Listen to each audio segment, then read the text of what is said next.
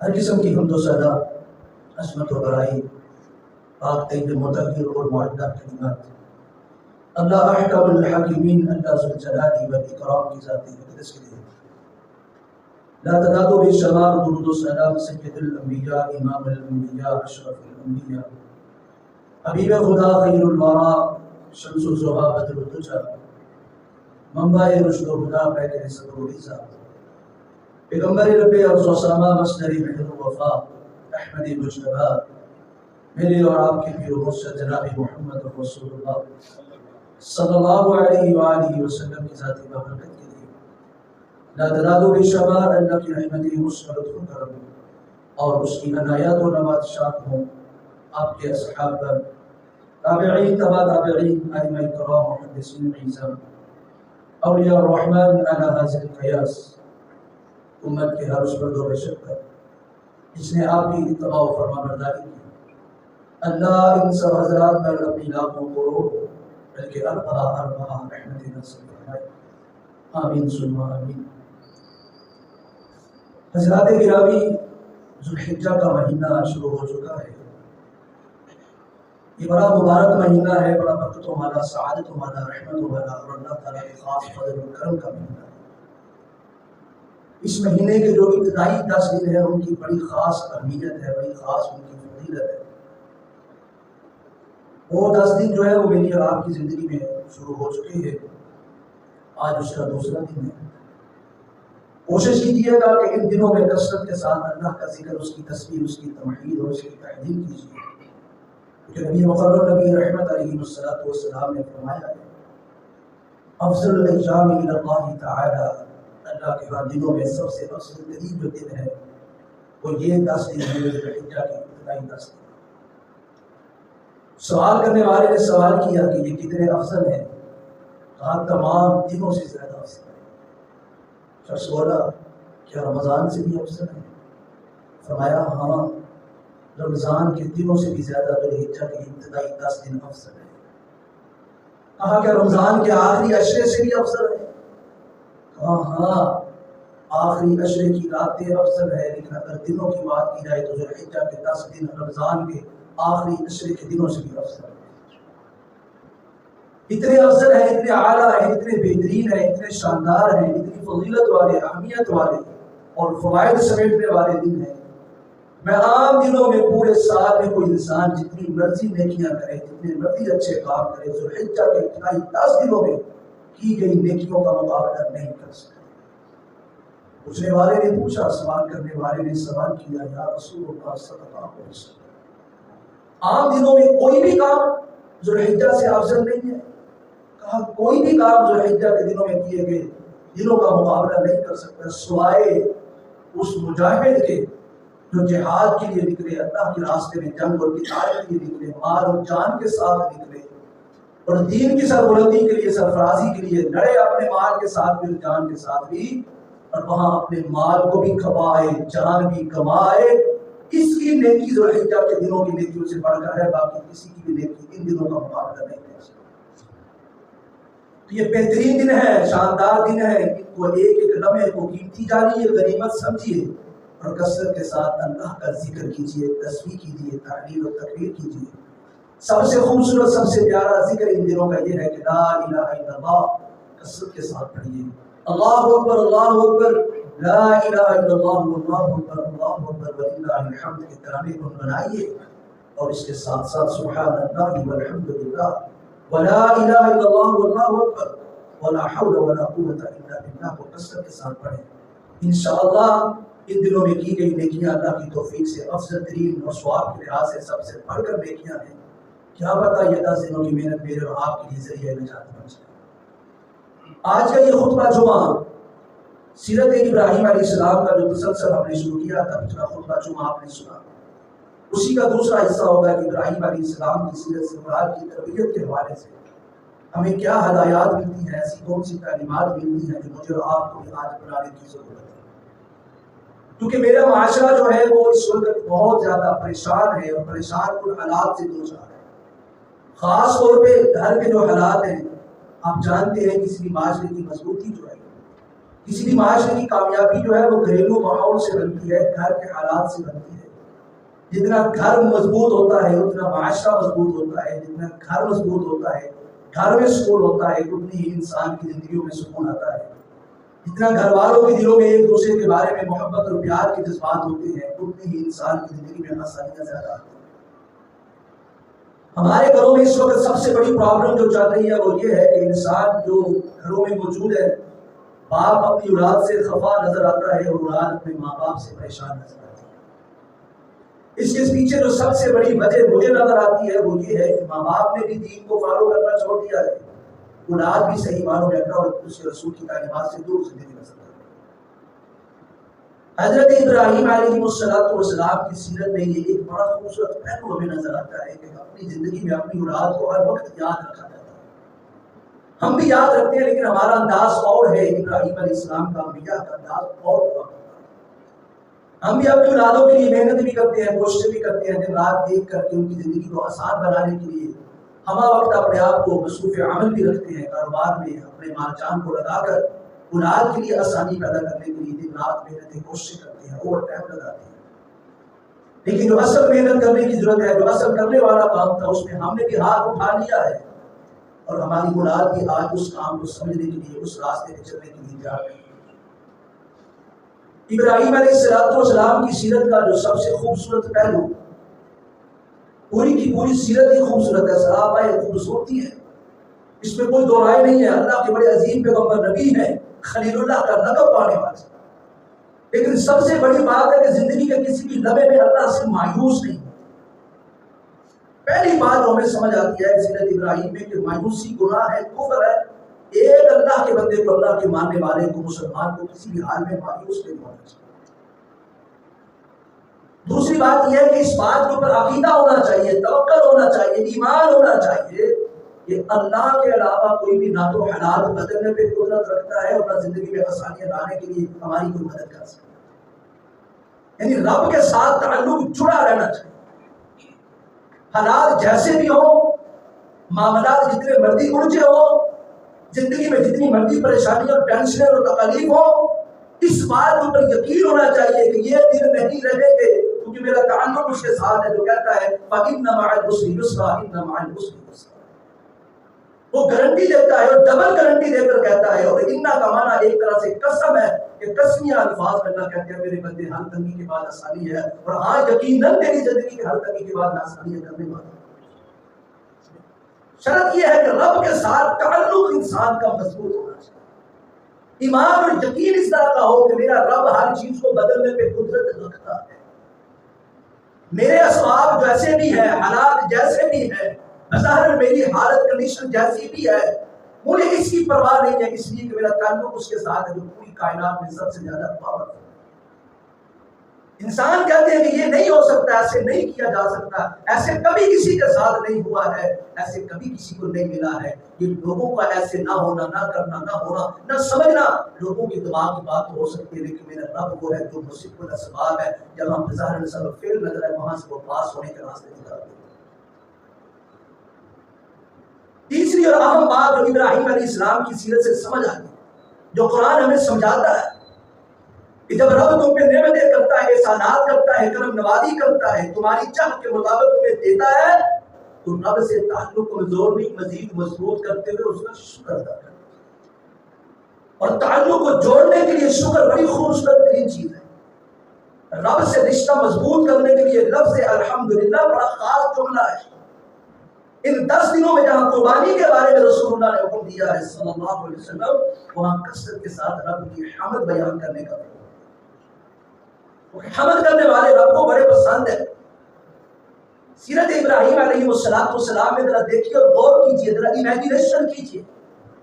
لمبا عرصہ گزر گیا ہے، ایک میں 88 سال، ایک میں 82 سال کی عمر۔ ذرا دیکھیں تو صحیح زندگی میں اگر کوئی بابا جی ملتے ہیں 88 سال کے یا 82 سال کے، کمر جھکی ہوئی ہے، ہاتھ پہ ان کی چھڑی ہوگی، چھڑی نہیں ہوگی تو بیٹے کا ہاتھ ہوگا، اپنے ٹانگوں پہ اپنے قدموں پہ چلنے سے قاصر ہوں گے۔ اتنی زیادہ انسان میں نقاہت و کمزوری آ جاتی ہے، انتہائی کمزور ترین حالات ہوتے ہیں انسان کے 82-88 سال کے۔ اور یہ بندہ اس عمر میں بھی، یہ نہیں کہ یہاں پہ آ کے شروع کیا تھا، جب یہ ینگ تھے، نوجوان تھے، طاقتیں قوتیں پوری بحال تھی، تب سے لے کر 82-88 سال کی عمر تک، اگر میں آپ سے یہ کہوں کہ 15 سال کی عمر سے ابراہیم علیہ السلام شروع ہوئے تھے تو اس میں غلط بات نہیں ہوگی، تو جوانی سے مانگتے آئے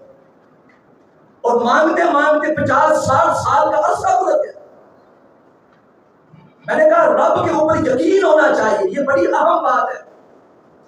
ابراہیم علیہ السلام کی سیرت یہ بتاتی ہے، خلیل اللہ ہے، رب کا بڑا محبوب نبی ہے، ابو الانبیاء ہے، جد الانبیاء ہے، بڑا اہم ترین بندہ ہے، بڑا خاص الخاص ہے۔ رب نے کسی بھی اپنی مخلوق میں سے کسی کو اپنا خلیل نہیں بنایا، یہ واحد بندہ ہے جسے رب نے اپنا خلیل بنایا ہے، اس سے زیادہ اور کیا شان۔ اور ایک لمبا عرصہ گزر گیا، ایک ہی بات کرتے ہیں، ربی حب لی من الصالحین، ربی حب لی من الصالحین۔ دن بھی ایسے گزرتے ہیں، راتیں بھی ایسے گزرتے ہیں، لیکن یقین ایسا پکا ہے، رب سے تعلق ایسا خوبصورت ہے، اللہ کی ذات کے اوپر ایمان ایسا شاندار ہے، دعائیں وہ سنتا ہے، اس بات کے اوپر ایمان اتنا مضبوط ہے، ایک ہی بات رب سے کرتے جا رہے ہیں، ربی حب لی من الصالحین، اے اللہ مجھے بچہ دے، بیٹا دے، میرا وارث دے، نیک اور صالح۔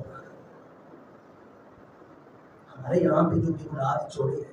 چند سال رب سے مانگتے ہیں، اس کے بعد مایوس ہو جاتے ہیں، کہتے ہیں ڈاکٹر کہتے ہیں ہونا نہیں، اب مانگنے کی ضرورت کیا ہے؟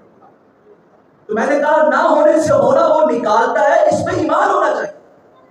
اور کئی ایک ایسی دنیا میں کرامات موجود ہے، رب نے کئی ایک ایسی اپنی نشانیاں دکھائی ہیں، ڈاکٹرز نے کہا بھائی نہیں ہو سکتا ہے، ممکن ہی نہیں ہے، سوال ہی پیدا نہیں ہو سکتا، میرے رب نے ایک عرصے کے بعد اولاد بھی دی، نہ صرف اولاد دی بلکہ اولاد نبینہ سے نوازا۔ ابراہیم علیہ السلام یہ اللہ سے یہ کہتے جا رہے ہیں، اب یہ ٹائم گزرا، 80-82 سال یا 83-85 سال کا عرصہ گزرا، 88 سال گزرا، جتنا بھی یہ ٹائم گزرا، اللہ فرماتے ہیں ہمارا بندہ ہم سے مانگتا رہا، سوال کرتا رہا، مایوس نہیں ہوا، نا امید نہیں ہوا، تھکا نہیں، ہارا نہیں، تعلق نہیں توڑا کہ مجھے نہیں ملا اب کیا ضرورت مانگنے کی، مایوسی بھی نہیں ہے، رب کے اوپر ایمان بھی کمزور نہیں ہوا، اور مانگنے میں اعتماد ایسا شاندار ہے، یقین ایسا مضبوط ہے کہ جسم بڑھاپے کو پہنچ چکا، لگا تو کمزوری آ چکی، لیکن اس کے مانگنے میں ذرے کا بھی فرق نہیں ہے۔ فرماتے ہیں اللہ کہ ہم نے سن لی، فبشرناہ بغلام حلیم، ہم نے کہا ابراہیم جا تمہیں خوشخبری دیتے ہیں ایک ایسے بردبار بیٹے کی جو انقریب ہم تیری گود میں ڈالنے والے ہیں۔ عرصہ تو لگا، ٹائم تو لگا، بات سمجھ آتی ہے، ایک سوچ میری اور آپ کی ہے جو کہ جلد بازی والی سوچ ہے، یوں ہم کہتے ہیں مانگے اسی وقت ہمیں مل جائے، ایک میرے رب کا نظام ہے، وہ کہتا ہے مانگتا رہے، تیرا مانگنا مجھے بڑا پسند ہے۔ اور یاد رکھیے جو چیز آپ رب سے مانگتے ہیں اور مانگتے رہتے ہیں، اگر وہ نہیں ملتی ہے تو پہلا رب پہ انعام، آپ پہ رب کا انعام یہ ہے کہ اللہ آپ سے محبت کرتا ہے اور آپ کے انداز مانگنے کو پسند کرتا ہے، وہ چاہتا ہے کہ میرا یہ بندہ دل سے مجھ سے مانگتا ہے۔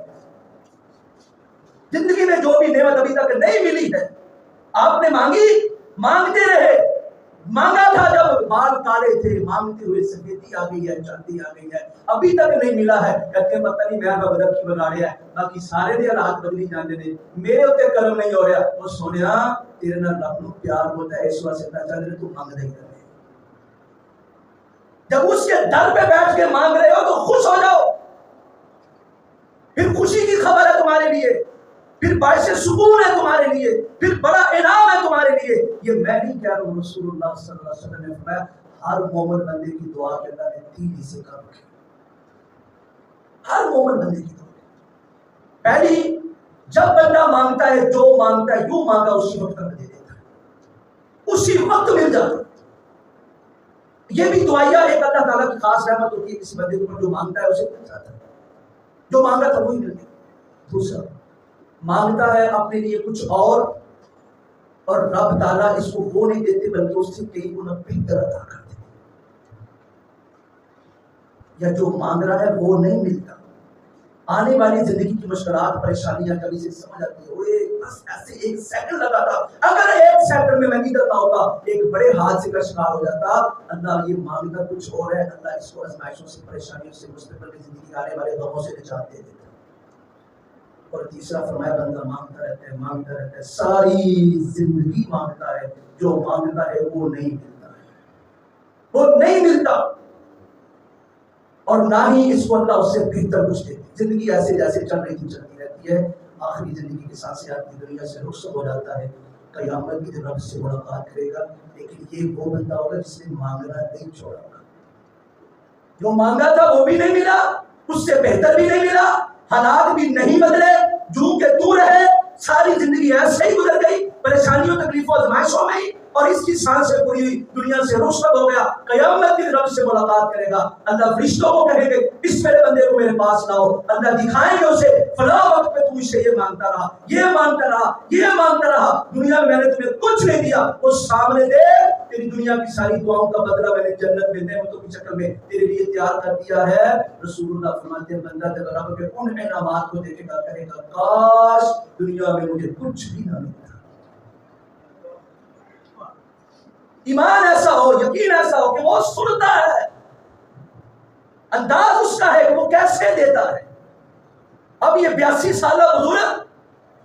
مانگ رہا ہے، ایمان یہ ہے، یقین یہ ہے کہ وہ دیتا ہے اور وہ ہی دیتا ہے. اسے عقیدہ تو ہی کہتے ہیں. اب خلیل اللہ بھی ہے، یہ نہیں کہا میں بڑا پاورفل طاقت والا اللہ کا بڑا VIP بندہ ہوں، میں سب کچھ کر سکتا ہوں. نہیں، میں بھی اسی کے در کا فقیر ہوں کیونکہ وہی سب کو دیتا ہے.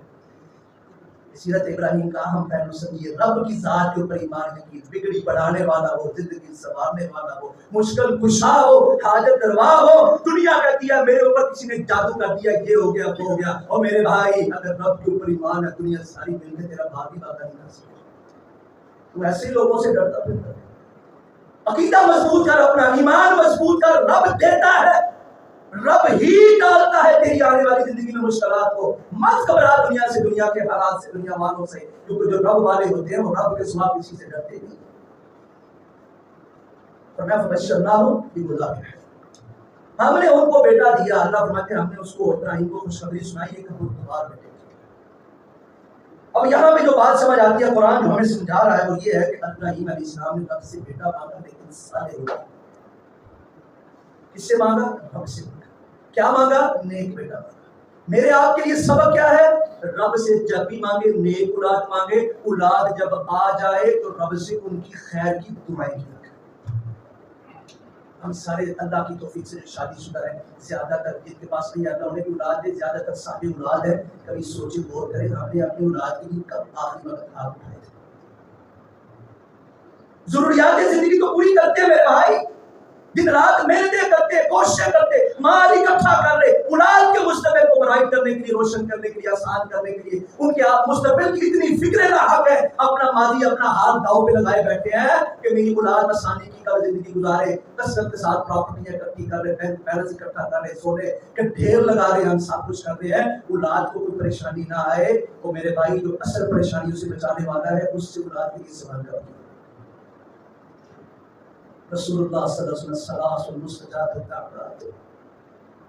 میری امت کے 3 لوگ ایسے جسے میرے رب نے مستجاب الدعوات بنایا ہے، جو جب بھی ہاتھ اٹھاتے ہیں اللہ اسی وقت دیتا ہے. ان پہ مہربانیاں ہوتی ہیں، کرم نوازیاں اسی وقت ہو جاتی. ان میں سے پہلا فرمایا دعوت المظلوم، وہ انسان جس پہ دنیا میں کوئی انسان ظلم کرتا ہے، یہ مظلوم ظالم کے لیے رب سے کوئی شکایت شکوا کرتا ہے جیسا اس کے لیے مانگتا ہے کہ اللہ اس کو اس مصیبت پریشانی میں مبتلا کرتے، اللہ اس وقت پورا کر دیتا ہے. دعوت الصائمی، روزے دار روزے کی حالت میں رب سے جو بھی مانگے، حلال مانگے، جائز مانگے، قطع رحمی نہ مانگے، حرام کا سوال نہ کرے. رسول اللہ صلی اللہ علیہ وسلم نے حالت روزہ میں روزے دار رب کے اتنے قریب ہوتے ہیں، اللہ نے اس سے مستجاب الدعوات بنایا، اللہ اس کی دعا کو قبول کر لے.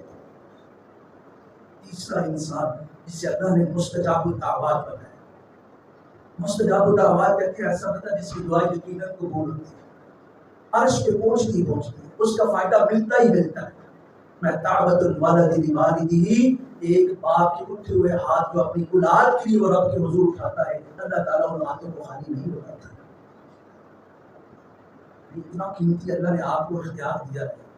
اتنا شاندار رب نے کرم کیا ہے. اب رب کی اس مہربانی سے ہم خود فائدہ نہ اٹھائیں کہ یہ ہمارا اپنا قصور، اللہ کی تو بے پناہ رحمتیں ہم پہ موجود ہے. اولاد کے لیے رب سے مانگتے رہنا چاہیے. ہم باقی کے سارے کام کرتے ہیں، نہیں کرتے تو اولاد کے لیے رب سے خیر کی دعا نہیں. ابراہیم علیہ السلام نے یہی کچھ کیا ہے. سیرت ابراہیم یہی سکھاتی ہے کہ رب سے مانگنا ہے خود کے لیے بھی اور اپنے آنے والی نسلوں کے لیے. اللہ سے سوال کرنا ہے، دعا مانگنی ہے، خود کے لیے بھی مانگنی ہے، اپنی اولاد کے لیے دعا مانگنی ہے۔ ابراہیم علیہ السلام زندگی بھر یہی کام کر کے گئے ہیں۔ اب ذرا دیکھیے نا، تو اللہ تعالیٰ قرآن مجید میں کئی ایک دعائیں ابراہیم علیہ السلام کی ذکر کرتے ہیں۔ ان میں سے جو دعائیں اللہ تعالیٰ نے ذکر کی ہیں خاص الخاص ابراہیم علیہ السلام کی، وہ اپنی اولاد کے حوالے سے اللہ نے بردبار بیٹا دیا۔ اب یہاں ابراہیم علیہ السلام نے یہ بیٹا نیک اور صالح مل جانے کے بعد یہ نہیں کہ دعا مانگنی چھوڑ دی ہے کہ بیٹا بڑا فرما بردار بڑا نیک اور صالح ہے۔ قرآن مجید میں اس کی اللہ نے تصویر کھینچی ہے، بیان کیا ہے، نقشہ بتایا ہے وہ کیسا صالح تھا۔ اللہ نے دنیا والوں کو یہ بتانا چاہا ہے۔ قرآن کی ان آیات میں یہ پیغام ہے میرے اور آپ کے لیے۔ سیرت ابراہیم میں یہ سوال تھا اللہ نیک دینا، اللہ نے کہا ہم نے نیک دے دیا۔ اب رب نے ہی امتحان دیا چیک کرنے کے لیے اسماعیل کتنا نیک ہے۔ اللہ بیان فرماتے ہیں فلما بلغ معه السعي قال يا بني، یہ بچہ جب تھوڑا چلنے پھرنے کے قابل ہوا، عبداللہ بن عباس مفسر قرآن کہتے ہیں 12 سے 13 سال کی عمر، جب یہ والی آزمائش آئی نا، جب یہ والا امتحان آئے کہ چیک کیا جائے کتنا نیک ہے۔ باپ کا رب سے تعلق بیٹا ملنے کے بعد کمزور ہوا کہ نہیں؟ تعلق مضبوط ہے یا کمزور ہے؟ ایک امتحان باپ کا ہو رہا ہے اور دوسرا امتحان بیٹے کا ہو رہا ہے کہ سارے مانگا تھا ہم نے بردبار سارے دیا۔ اب دیکھنا یہ ہے بیٹا ملنے کے بعد باپ کہیں رب سے تعلق کمزور تو نہیں کر بیٹھا ہے؟ بیٹا جو ملا ہے وہ واقعی صالح اور نیک بھی ہے یا نہیں؟ دنیا والوں کو بتانا چاہتے ہیں تو جو مجھ سے مانگتا ہے پھر مانگنے کے بعد جب میں دیتا ہوں مجھ سے جڑا رہتا ہے، وہ ابراہیم کو دیکھو ایسا ہوتا ہے، اور جو میں جس کو نیک دیتا ہوں وہ نیک کیسا ہوتا ہے؟ اسماعیل کو دیکھو۔ دونوں باپ بیٹے کا امتحان قرآن بیان کر رہا ہے۔ اب قال یا بنی انی ارا فی المنام انی اصبحک فانظر ماذا ترى۔ چلو قرآن کا ترجمہ آج ہم سمجھیں گے، سیکھیں گے اور جاننے کی کوشش کریں گے میں اور آپ کہاں کریں۔ اے پیارے بیٹے، اے میرے لگتے جگر، اے میری آنکھوں کی ٹھنڈک، اے نور نظر، اے میرے شہزادے، اے میرے پیارے بیٹے، اے اسماعیل، دیکھ میں نے خواب دیکھا ہے اور اس خواب میں کیا کر رہا ہوں کہ تیری گردن پہ چوری پھیر رہا ہوں۔ اللہ اکبر۔ میں نے شروع میں عرض کیا رونگٹے کھڑے ہو جائیں گے 88 سال کو ذہن میں رکھیے۔ 88 سال کے بعد نور نظر ملا، 88 سال کے بعد نقطے جگر ملا، 88 سال کے بعد جگر کا ٹکڑا ملا، 88 سال کے بعد آگے نسل چلانے کے لیے نقطے جگر ملا، 88 سال کے بعد وہ پیارا بیٹا ملا، وہ شہزادہ اسماعیل ہاتھ میں آیا۔ اب یہ 13 سال کا شہزادہ باپ اور بوڑھا ہو چکا ہے، 88 میں 13 اور پلس کیجئے، باپ کہاں 100 کو کراس کر چکا، سینچری پوری ہو چکی، یہ بیٹا جوان ہوا، کچھ کام کرنے کے قابل ہوا، باپ کا وہ سپورٹر بنا، باپ کے لیے بڑھاپے کا سہارا بنا۔ تو اللہ تعالیٰ نے ابراہیم کو خواب دکھا دیا، کہا یہ دیکھو میں نے خواب میں دیکھا ہے بیٹے تیری گردن پہ چوری چلا رہا ہے۔ بڑے پیارے انداز میں یا تو نہیں جا، اے میرے پیارے بیٹے، اے میرے شہزادے جگر کے ٹکڑے آنکھ کی ٹھنڈک، اے میرے بیٹے بتا دیا سیرت ابراہیم کی اس قرآن کی صاحب میں سیرت ابراہیم کا پہلو سمجھ آتا ہے۔ 13 سال کے بچے سے مشورہ ہوا ہے، میں کہا چھوڑ دے تو بولے ابا میں کہا تھا تو ہے، ساری زندگی اسی بات میں گزر جاتی ہے، میں تھے ابا لگا تو کون ہوتا ہے میرے آگے بولنے والا، مجھے مشورہ دینے والا، میری بات کو چیلنج کرنے والا۔ سیانے کہتے ہیں گھر کو جوڑ کر رکھنا ہے، اگر چاہتے اولاد بڑھاپے میں تمہارا سہارا بنے، ذرا سا شعور اولاد میں آئے تو انہیں اپنے مشوروں میں شامل کیا کرو، انہیں اپنے فیصلوں میں مشورے میں شامل کیا کرو۔ اولاد کو عزت دینا سیکھیے، کیونکہ دنیا کون ہے؟ رب کا نظام ہے، جو تم نے دینا ہے بلکہ انشاءاللہ وہ دوڑ کے تمہاری طرف آنا ہے، جس کو جو دو گے وہ پالو گے، جتنا اولاد کو محبت پیار عزت دو گے انشاءاللہ بڑھاپے میں ویسے کوئی بدلہ مل جائے۔ سیرت ابراہیم کا ہم پہلو ہے یہ۔ اب سوچئے باپ نبی بھی ہو، نہ صرف نبی ہو، ابو الانبیاء بھی ہو، نہ صرف ابو الانبیاء ہو، خلیل اللہ بھی ہو، اور بھائی رب کا دوست ہے، اہم ترین بندہ ہے، بندوں میں سب سے ممتاز ہے، نبیوں کا باپ ہے، افضل ترین انسان ہے، رب سے مانگا، رب نے دیا، خواب دیکھا، نبوت ہوتی ہے، پیغام ہوتا ہے، وحی ہوتی ہے، عمل کرنا پڑتا ہے، لیکن سب جاننے کے باوجود کیا کہتے ہیں؟ بیٹے تیرا ارادہ کیا ہے؟ سبحان اللہ۔ اور بھائی نہ پوچھنے تو عمل کر سکتے تھے کیونکہ حکم خدا تھا نا، خواب بھی تو وہی ہوا کرتی ہے، لیکن ایسا نہیں کیا ہے، چیک کیا۔ اللہ فرماتے امتحان کا دونوں کا امتحان ہوگا، دونوں کو علم نہیں تھا کیا ہونے والا ہے، لیکن جہاں باپ کا امتحان ہو رہا ہے کہ بڑھاپے کا سارا ملا ہے اسے ذبح کر رہا ہے، وہاں بیٹے کا امتحان ہو رہا ہے کتنا سال ہے، باپ کہتا ہے میں نے تمہیں ذبح کرنا، بیٹا آپ کیا کہتا ہے، کہتا ہے فانظر ماذا ترى، وہ بتا تو صحیح سونے تیرا ارادہ کیے، میں تو چاہتا ہوں یہ کرنا، یہ نہیں کہا کہ میں کل کے کل گزروں گا، یہ نہیں کہا، آپ کو سمجھی، میں بتا رہا ہوں کہ یہ نبی ہے، اس سے عام تو نہیں ہے میں اور آپ، ہم تو دنیا کے فیصلوں میں اولادوں کو نہیں پوچھے، ہمیں تو اگر اولاد ہماری کو مشورہ دینا ابا جی آئے دنیا نکل گیا تو چپ رہے میرا بنا بن، اور میرے بھائی عقل میرے رب کی دین ہے، بڑی ساری ایسی اولادیں جو ماں باپ سے کئی گنا زیادہ ترقی نہیں دیتے۔ کبھی سنا تھا بڑے یہ کہتے تھے کہ دنیا میں بڑا بے لوث رشتہ ہوتا ہے ماں باپ کا، اور ایک باپ دنیا کا واحد رشتہ ہوتا ہے جو اس بات کی خواہش کرتا ہے کہ میرا بیٹا مجھ سے بھی زیادہ ترقی کرے، میں انہیں لگتا ہے کہ میں مر گئے، جو یہ سوچتے تھے نا کہ میرا بیٹا مجھ سے زیادہ ترقی کرے، شاید وہ باپ اب دنیا میں نہیں رہے۔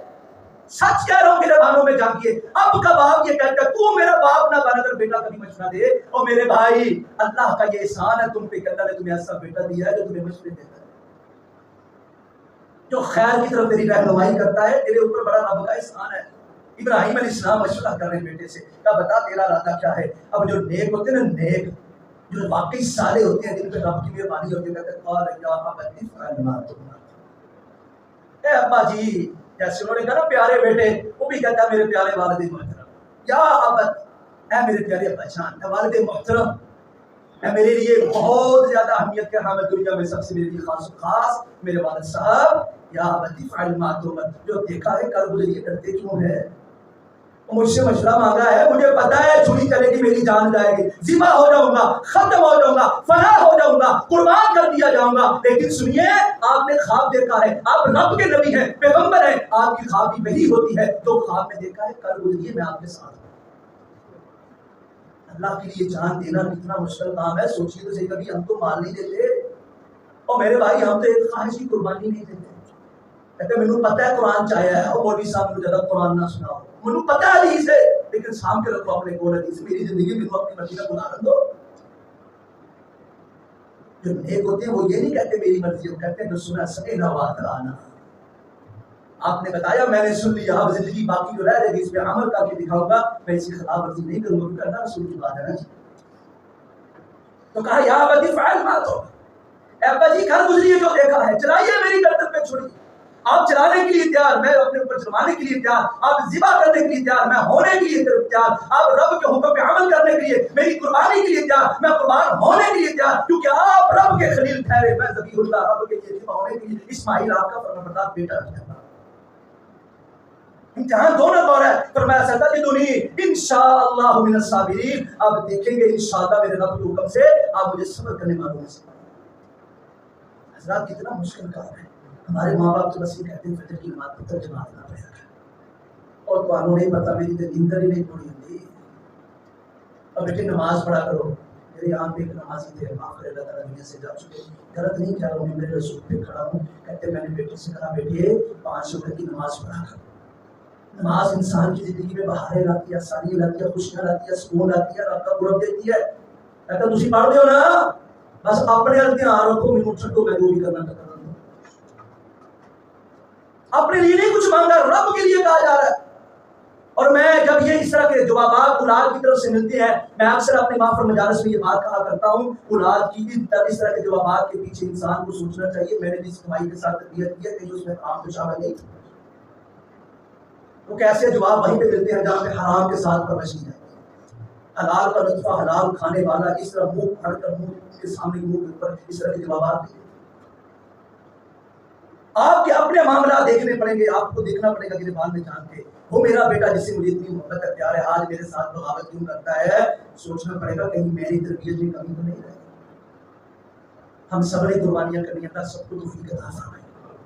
صرف گوشت کے لیے نہیں کر رہے، اللہ کی رضا اور خوشنودی کو حاصل کرنے کے لیے لاکھوں خرچ کر رہے ہیں۔ یہ کروڑوں اربوں روپیہ جو مسلمانوں نے لگانا ہے، گوشت تو سارا سال ملتا ہے، سب کچھ بازار میں ہوتا ہے، مارکیٹ میں ہوتا ہے، یہ عید پہ خاص و خاص جانور اس لیے قربان کرنے ہیں رب راضی ہو جائے، اور رب کہتا ہے میں راضی ہوں گا تب جب تم میری مان کے زندگی ہو جائے۔ یہی صرف قربانی سے جانور سے میں راضی ہونے والا نہیں، ایسا بن جیسا اسماعیل تھا، ستجدنی انشاءاللہ من الصابرین، آپ دیکھیں گے میں رب کا مطیع فرمانبردار بن کے زندگی۔ جب بیٹا ایسا ہو نا حضرات، اللہ تعالیٰ فرماتے ہیں فلما اسلم وتلہ للجبین، اس نے پکڑا لٹایا اس کو ذبح کرنے کے لیے، وہ لیٹ گیا، اس نے اپنی آنکھوں پہ پٹی باندھی، اس نے اپنی آنکھوں پہ باندھ لی کہ کہیں دونوں کے ایک دوسرے کے اوپر ڈر نہ آ جائے، رحم نہ آ جائے، خوف نہ آ جائے، کہیں اپنے ارادے سے باز نہ آ جائے۔ اس طرح دونوں نے کام کیا، آسمان سے ہم نے آواز دی بنا کہنا ہو ابراہیم، اے ابراہیم بس کر، تو دونوں امتحان میں تو اور تیرا بیٹا کامیاب ہو چکے ہو، قد صدقت الرؤیا، سچ کر دکھایا جو تم نے دیکھا۔ اِنَّا كَذَلِكَ نَجْزِي الْمُحْسِنِينَ، ہم تیرا نام پاک والوں کے لیے زندہ کر دیں گے کیونکہ ہم محسنین کو ایسی جزا عطا کریں گے۔ اب جب یہ اس امتحان میں کامیاب ہو گئے نا، ابراہیم علیہ السلام نے یہ امتحان پورا کر لیا، کامیاب ہو گئے، اللہ تعالیٰ کے حضور یہ امتحان جو ہوا تھا اس امتحان میں کامیابی حاصل کر لی، تو اب اگلی بات کی، کیا کہا ربی اجعلنی مقیم الصلاۃ ومن ذریتی، چھوڑا نہیں ہے پھر بھی اولاد کی دعا، اے اللہ میری اولاد کو، مجھے بھی اور میری اولاد کو بھی نمازی بنا۔ اور بھائی خلیل اللہ، ذبیح اللہ، بڑا امتحان، بڑا کام کیا رب کے لیے، قربان کرنے والا قربان کرنے کے لیے تیار، ہونے والا ہونے کے لیے تیار، دونوں نے اللہ کی مانی، زندگی میں شاندار امتحان پاس کیا۔ اللہ فرماتے ہیں قد صدقت الرؤیا، تم دونوں سکسیس ہوئے، دونوں کامیاب ہوئے، A++ گریڈ تمہیں رب نے دے دیا ہے۔ یہیں پہ وہ پکڑ نہیں گئی، تکبر نہیں آ گیا، یہیں پہ رب کے ساتھ تعلق کو توڑ نہیں دیا کہ ہم نے امتحان پاس کر لیا، پاس ہوا، اب آگے رب کی ماننے کی ضرورت نہیں ہے۔ ابراہیم علیہ السلام بعد میں کہتے ہیں اللہ ربی اجعلنی مقیم الصلاۃ ومن ذریتی، اللہ اب زندگی بھر مجھے میری اولاد کو نماز قائم کرنے والا بنا۔ قربانی کرنی ہے، قربانی سے پہلے نمازی بننا ہے،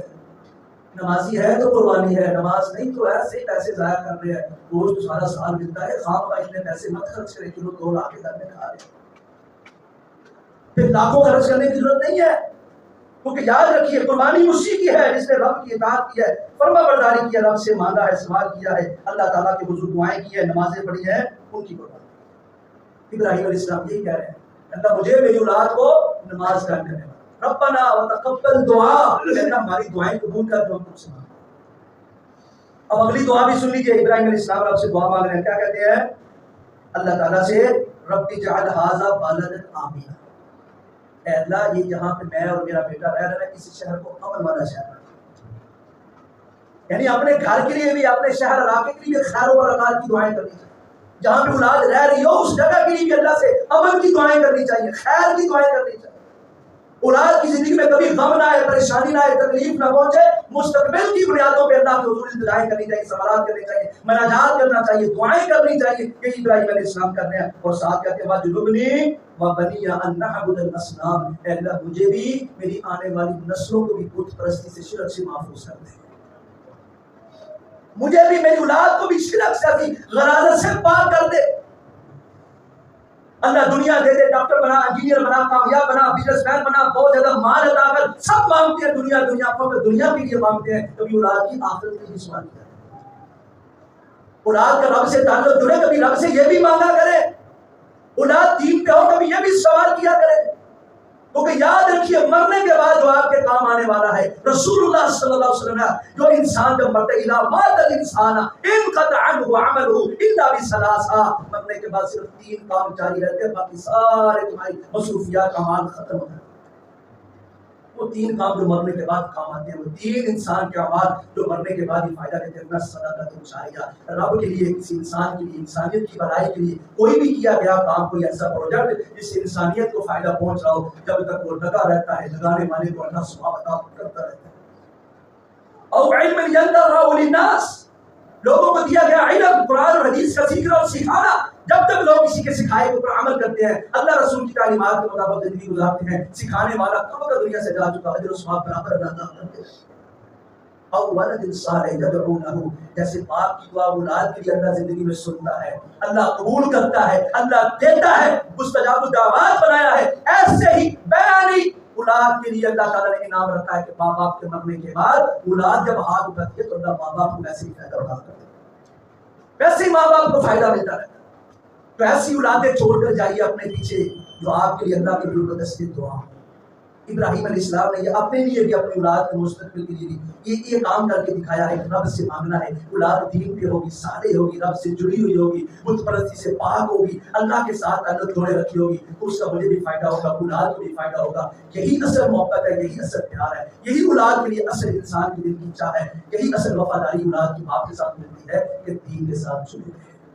سیرت ابراہیم یہ سکھاتی ہے رب سے جڑے رہنے والے کو اللہ دنیا بھی دیتا ہے، دنیا میں بھی نام زندہ رکھتا ہے۔ دیکھیے قیامت تک ابراہیم اسماعیل کا نام چلتا رہے گا، جو قربانی کرے گا ذہن میں فوری طور پہ آئے گا ابراہیم علیہ السلام کی سنت، اسماعیل کی سنت ہے۔ رسول اللہ نے بھی یہی کہا، ساری زندگی قربانی کی ہے، یہی کہا کہ میں یہ کام اس لیے کر رہا ہوں کہ میرے باپ ابراہیم کی سنت ہے، میں اور آپ بھی آج یہ کام اس لیے کرتے ہیں کہ یہ ابراہیم علیہ السلام کی سنت ہے۔ قیامت تک اللہ نے سنت کو، ان ناموں کو زندہ رکھنا ہے۔ وجہ یہ ہے کہ دونوں دین سے جڑے ہوئے، رب سے جڑے ہوئے، اللہ کی ماننے والے مطیع و فرمانبردار بن کر زندگی گزارنے والے تھے۔ آج ہمیں بھی تبھی ثواب ملے گا، زندگی تبھی آسان ہوگی، خوشیاں تبھی ہمارے دروازوں پہ دستک دے گی، آرام اور راحت تبھی نصیبے میں آئے گا، ہماری زندگی میں خیر و برکات تبھی آ سکتی ہیں جب ہم رب سے، رب کے رسول کی بتائی گئی تعلیمات سے جڑ جائیں گے۔ آئیے اللہ سے دعا کیجیے اللہ ہمیں جڑنے کی توفیق عطا فرمائے، اللہ قرآن اور حدیث کے مطابق زندگی بسر کرنے کی توفیق عطا فرمائے، اللہ زندہ رکھے، اسلام کی بہترین حالت میں زندگی بسر کرنے کی توفیق عطا فرمائے۔ جب آخری وقت ہے اللہ زبان سے کلمہ شہادت کو جاری فرمائے، وآخر دعوانا